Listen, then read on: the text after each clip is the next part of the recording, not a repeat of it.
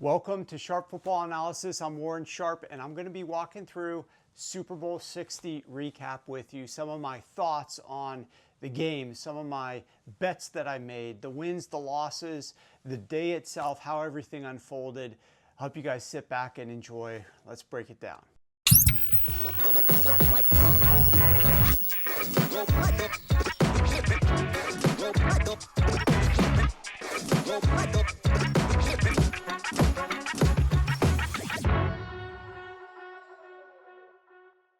All right, some early thoughts on the Super Bowl just in general.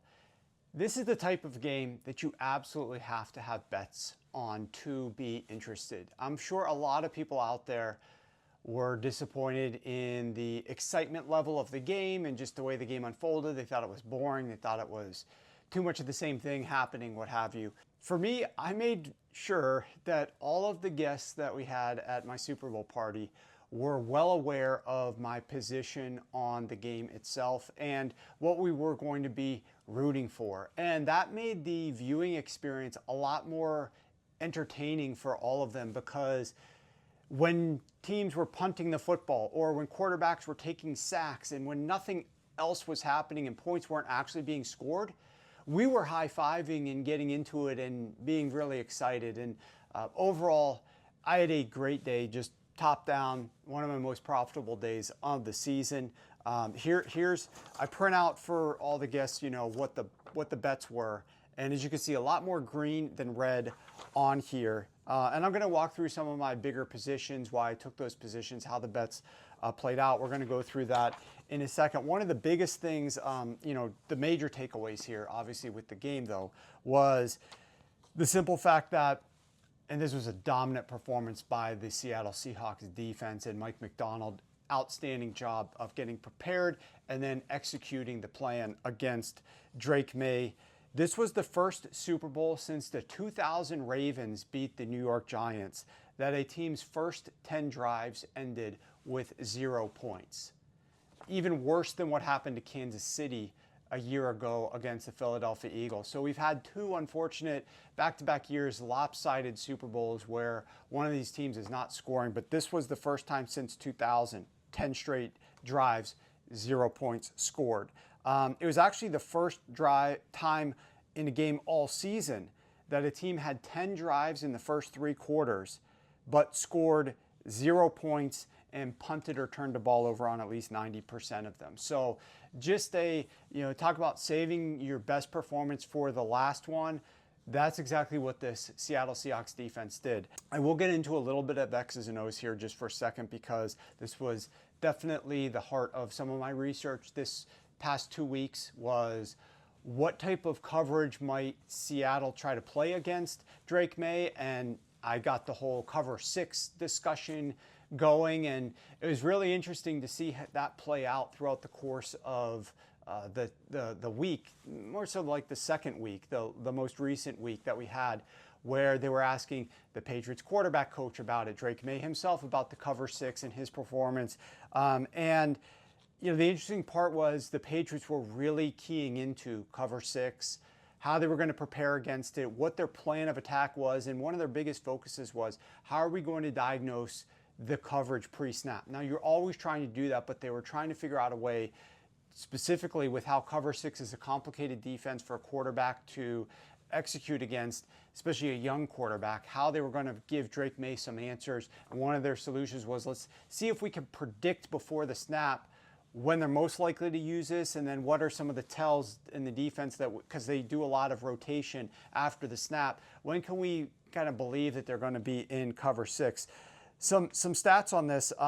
In the first 5 dropbacks of the game, which were all in the first quarter of the game, Drake Maye took 1 sack, scrambled once, and held the ball for over 3 seconds on his other dropbacks. This was against cover 6. In the first quarter, Seattle came out and they used 63% cover 6 in that first quarter. Obviously, well above their season average, well above the average that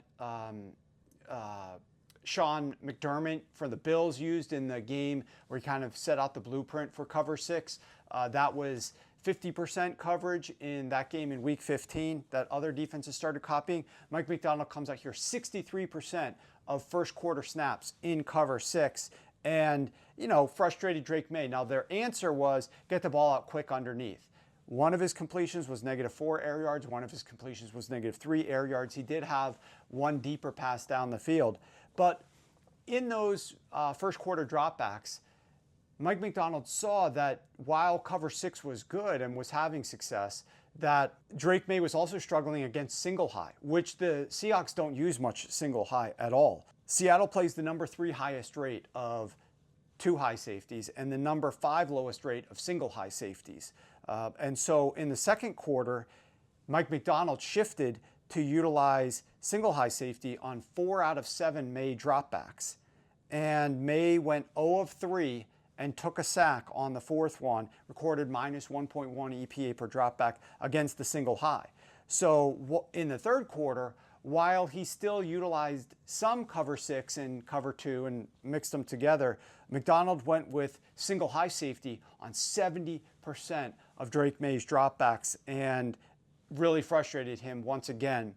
Then in the fourth quarter, they were up 19-0, and they just sat back in a lot more cover 2, 2 high safeties with some cover 6 blended in, just basically trying to keep everything in front of them. Don't let the Patriots score a big play over the top quickly. And so Maye had some success working the ball underneath, dink, dunk, a lot of high completion rate stuff against the cover 6, but it was fine for Seattle at that point in time to allow that. And overall, all told, throughout the course of the game versus cover 6, Drake Maye averaged -0.09 EPA per dropback, took 3 sacks, and averaged his lowest air yards per attempt as compared to any other coverage. So they were trying to get the ball out underneath against the cover 6, but they were still having some success in sacking him, and Drake Maye did not have success there. But the cover 3 looks and the single high looks were what really frustrated Drake Maye the most, or had the most success against Drake Maye. Maye against single high safeties, 5 of 16. That's 31%. 2.3 yards per attempt, 1 interception, and 2 sacks. So overall, great defensive game plan from Mike Macdonald to come out and blend different coverages. You start with a lot of cover 6, frustrate Drake Maye, see what he was doing against cover 6, then utilize and pivot a little bit more into some single high safety that the Patriots probably weren't as prepared for. Had a lot of success in that second quarter, third quarter, and then the game out of reach, they went back to a lot of the 2 high safety stuff. The Seahawks defense, great. Patriots obviously struggled. Over the course of the last couple of weeks, I was talking a lot about some of the betting angles that we're looking at. We gave out some best bets on the podcast, and all you guys, I think this is a casual show, right? We're end of the season. You guys aren't looking for any bets for me. You guys aren't looking for anything more than just let's talk about the Super Bowl a little bit. So let's pull up a chair. Let's talk a little bit about it. My strongest bet, my best bet of the week was, as you know from listening to the show, Kenneth Walker receiving yards over 21.5. And we won. Now, first, let me talk about this bet. This was a bet that I thought would have a lot of success barring one specific game state, and that was if the Seahawks are up big enough, they're not going to need to throw the ball to their running back, right? If they got a big lead in the second half, you don't need to throw the ball to the running back in the second half. So I really was feeling good about this bet, barring that one specific game state, which I knew was definitely a possibility in this game, that the Seahawks could have a big lead. The one thing I didn't anticipate, and what were a couple of the losses on here, were I didn't think Kenneth Walker was going to have that much success running the football. And I took his under 77.5 rushing yards, and I thought that the New England Patriots defense, obviously knowing that Kenneth Walker likes to get to the outside of the defense and run the outside zone down the perimeter, I thought the Patriots would still be prepared, would still have a lot of success shutting those types of runs down. Kenneth Walker, obviously, he delivered an MVP caliber performance against the number 1 best run defense when Milton Williams is healthy. I mean, the statistics that Kenneth Walker put up, outstanding. And so that was actually working against me as well with this Kenneth Walker receiving yards bet. Part of the thesis on that bet was that the Patriots were going to slow down the run game of the Seattle Seahawks. And if they wanted to get Kenneth Walker involved, which I believe that they should and needed to, because they needed to give some sort of other outlet for Sam Darnold rather than just throwing the ball to his receivers. They need to have some balance there, get Kenneth Walker involved in the passing game. Because he was running so well, they didn't need to get him as involved in the passing game. They could get 5-6 yards of carry on the ground rather than having to resort to throwing it. I was assuming maybe he was going to get held to 3.5, 4 yards of carry at various different times, get him a little bit off schedule, and they were going to have to throw him the football more. So we saw a game that played out perfectly for anybody who was betting the under in Kenneth Walker receiving yards. They didn't need to throw it to him because they had a lot of success running the football, and they didn't need to throw it to him because they were leading by so much in the second half. Both of those things were like dreams come true for people who are betting the under in Kenneth Walker. And yet he still went over. And that was, Kenneth Walker was a guy I've been riding towards the end of the season on a lot of different best bets. People were sort of anticipating that I might bet Kenneth Walker over 21.5. I did, and it won yet again for us. And like I said, it could have gotten there even more or easier if the Seahawks weren't up as much or the Seahawks couldn't run as much. So it was the worst possible scenario, and it still got there. And I'm still in disbelief. I mean, the best bets on this show, I think, are now my best bet for clients each week. My weekly best bet is 17-3. That was a 1.25 unit play, like my strongest recommendation of the year. I only had 10 of them before this. I think I told you on one of the ads in the Super Bowl shows. This was the 11th of the season. 11-0. I mean, I'm still like in a state of disbelief that the strongest positions that I've had just hit so perfectly this year. Two of my other strongest positions that I had on the Super Bowl. The first one, I couldn't believe this line. What would happen first? Would the New England Patriots punt or would they score? And score was the favored line. Punt first was plus 112. So this was one of those where I did the research, looked at Seattle, looked at New England, looked at the game state and what I was anticipating, but also looked at like what they've been doing. The defense was doing, the offense was doing for Seattle, offense of New England, defense of Seattle, what they were forcing teams to do. The data, what I was seeing was like, this should not be anywhere close to being an underdog. This should be a massive favorite that the Patriots should punt before they score. And I had to run it by multiple guys. Can you check my work here? Because I do not understand this prop at all. Why is it plus 112 for punt first before score? They all agreed with my research. We put it out as a very heavy position, but I am still surprised. Even it moved pretty far towards punt. It swung towards punt. Punt became the favorite, obviously, as it should have been. But you could still, on Super Bowl Sunday, and we put this out I think a week before the Super Bowl, on Super Bowl Sunday, you could still bet punt at like minus 115, minus 120, somewhere in that neighborhood. It wasn't even close. I mean, the course of the entire game, what did the Patriots have, like 6 punts in the first half? Well, I just read the stat. They had 9 punts, take that back, 8 punts in their first 10 drives because one of the drives ended in a fumble and one of the drives ended at the end of the first half. So they just kneeled it down. 8 punts before they even scored a point. And we just needed 1 punt before they scored a point. Incredible value on that one. I don't understand it. So that was my second strongest bet of the Super Bowl behind Kenneth Walker. So both of those, 2-0 on those. And then the third one, this was one that I found late and ended up loving, and we put it out as a very strong recommendation to clients, was total Seahawks field goal yardage over 66.5.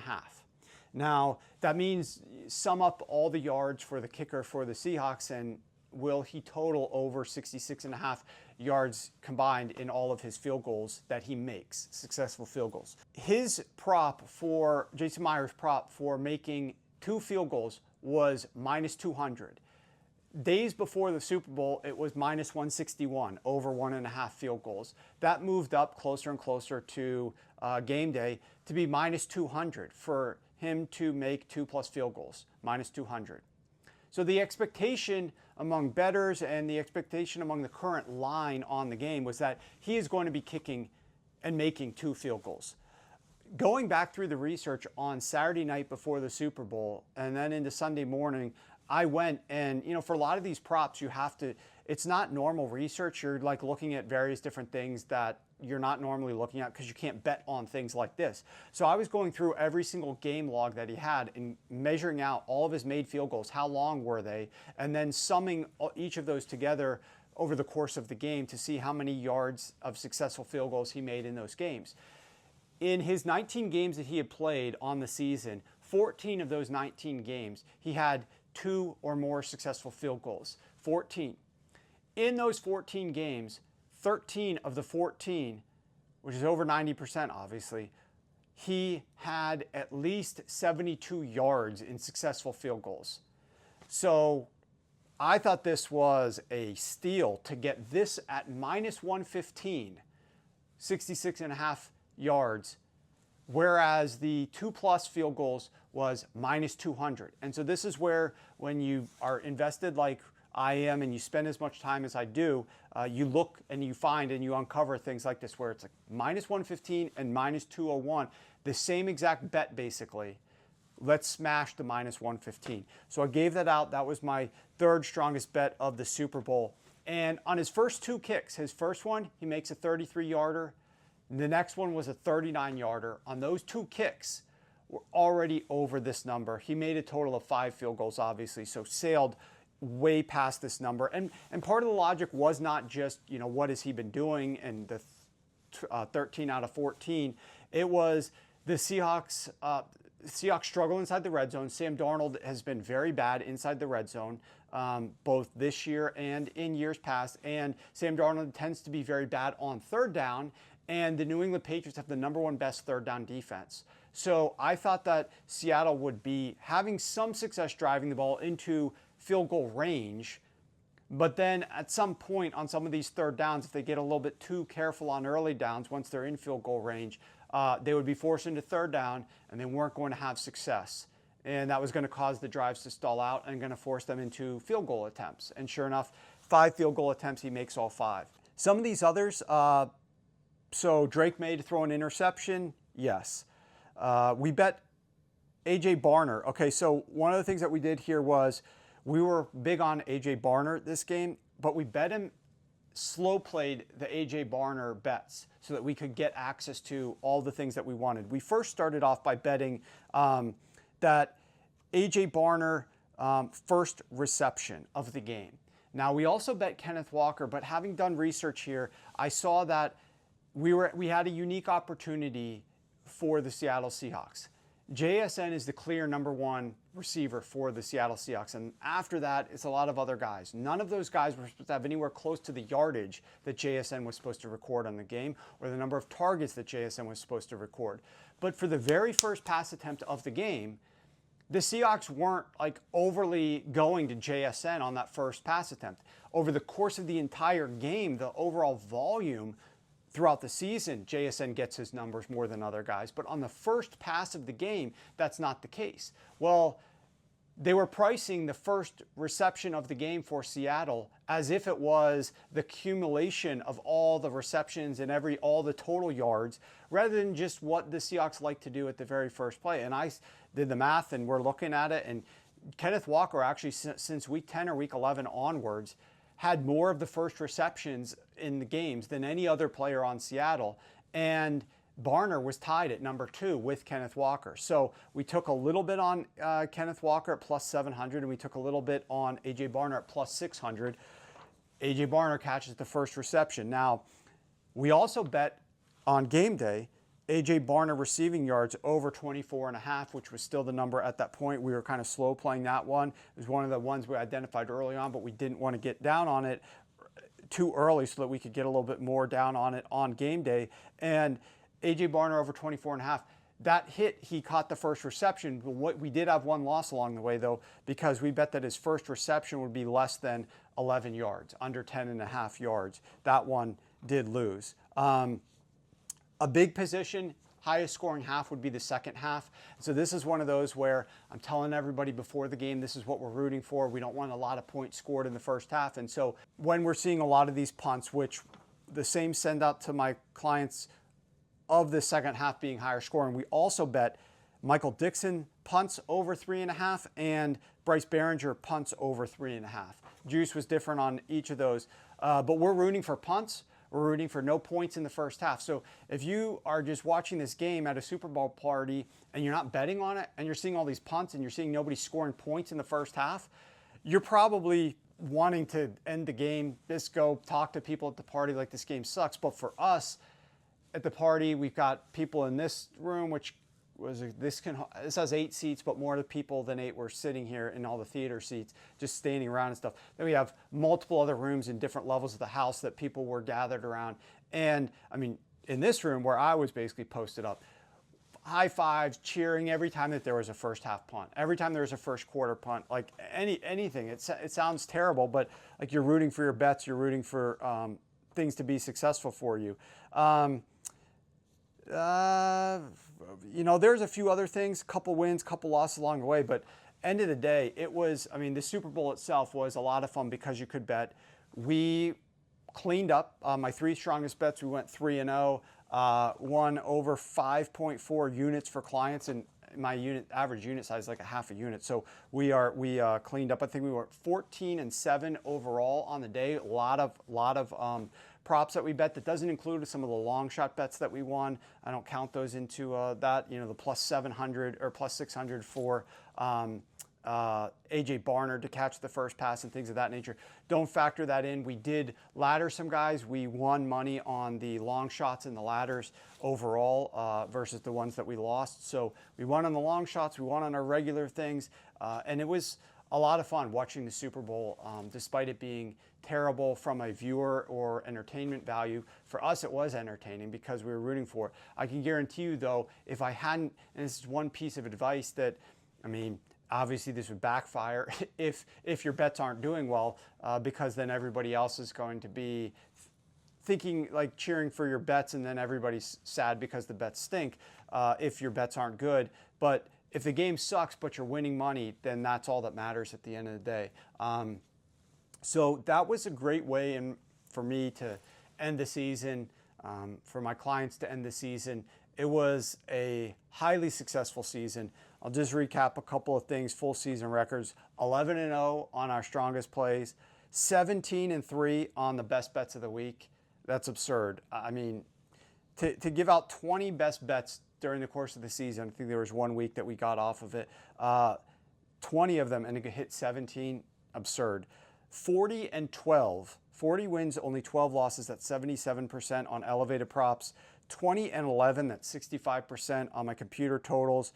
We produced profit in 19 of the 22 weeks this season. That's 86% profit. And $100 better won $14,000 with the service this year. Now the question is, what happens next? And for me, I start working on what I'm going to do out at the Combine. I'm going to the Combine, meeting with some coaches, and a lot of what we over at Chart Football Analysis turn to now is obviously the 2026 NFL draft class, getting everything organized for that, evaluating the prospects, and or we have an expert, a mock draft expert, Ryan McChrystal, who's one of the most accurate in the industry. He puts together his mock drafts, and we discuss those and share those. The volume definitely gets turned down a lot. You know, there's a little bit more time for some R&R, spending more time with the family, relaxing. There's still work to do, you know, running the business, going back and doing taxes and all the other annoying stuff that are part of like daily life that you have to get back into. But it's sort of fun not having to think about those types of business side of things when you're in the midst of the season, and you can let other people worry about that. But now it's the off season, you have a little bit more time to focus on those things, get a little bit better schedule, hopefully get a little bit more exercise and things that help the body, the heart, the mind, you know, recharge and get back into a little bit better shape. So that's some of the things that I'm going to be doing over the coming weeks. I'm still going to be posting stuff on Twitter, X, whatever you want to call it. We're still going to be doing shows on this YouTube channel. It's not like we shut everything down until the season starts, because I start immediately after I get back from the Combine. We start working on the 2026 now football preview book, which is like over 500 pages, previewing what we think is going to happen in the upcoming season. This takes a while to do that and to prepare that. So that's one of the things that we're going to be focused on after all the focus goes into the draft, kind of in a parallel path. We're going to be working on that. Eventually that takes over the critical path and becomes the thing that takes up most of the time and effort in like May, June. You've got the NFL schedule that drops in May, and that requires a lot of analysis to look at who was helped, who's hurt by the schedules. You could start looking into NFL futures and the real heart of like working on the book. Because I like to put the book out and finalize the book by the beginning of July.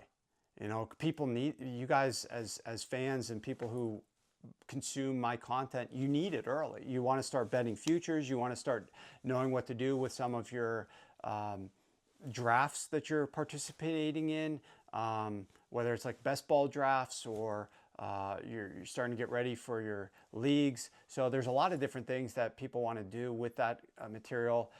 So it's not like I can sit here for a couple months now that the Super Bowl is over and do absolutely nothing with this book. If we're going to have it ready by the end of June, we've got to start working on it soon. So a lot of fun, a lot of great memories this season. Hope that you guys had fun. I hope that you guys enjoyed this podcast. We, once again, year 2 doing this podcast.